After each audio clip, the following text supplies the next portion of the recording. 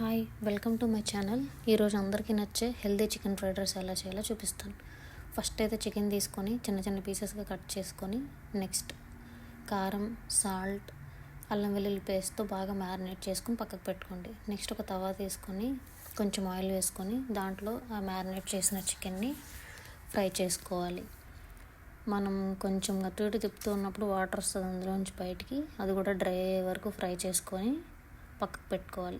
ఈలోగా onions, beans, carrot, garlic chop చేసి పక్కకు పెట్టుకున్నాం. ఇదిగోండి పక్కకు పెట్టుకున్న చికెన్. అదే తవాలోకి నెక్స్ట్ మళ్ళీ ఆయిల్ వేసుకొని ఈ కట్ చేసిన వెజిటేబుల్స్ అన్నిటినీ కూడా ఫ్రై చేసుకోవాలి. గోల్డెన్ బ్రౌనిష్ కలర్ వచ్చే వరకు ఫ్రై చేసుకోవాలి వీటిని, లేదంటే స్వీట్ టేస్ట్ వస్తుంది ఆనియన్ది. సో అందుకు నేను ఎగ్ స్క్రాంబుల్ చేయడం మర్చిపోయాను. సో మళ్ళీ అందులోనే ఒక పక్కకు తీసి ఫ్రై చేసిన వెజిటేబుల్స్ని కొంచెం ఆయిల్ వేసుకొని అది వేడైన తర్వాత మళ్ళీ నేను స్క్రాంబుల్ చేస్తున్నాను. కొంతమందికి పెద్ద పెద్ద సైజులో ఉంటే నచ్చుతుంది స్క్రాంబుల్ చేసే ఎగ్.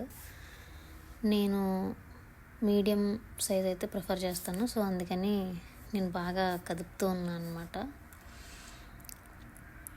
ఈ స్క్రాంబుల్డ్ ఎగ్ కొంచెం మంచిగా ఫ్రై అయ్యే వరకు కూడా నేను అటు ఇటు ఫ్రై చేస్తూ ఉన్నాను, చిన్న చిన్న పీసెస్ కట్ చేస్తూ మెల్లగా. ఇది అయిన తర్వాత ఆ వెజిటేబుల్స్లోకి ఈ ఎగ్ని కలిపి మిక్స్ చేసి ఫ్రై చేసుకుంటున్నా.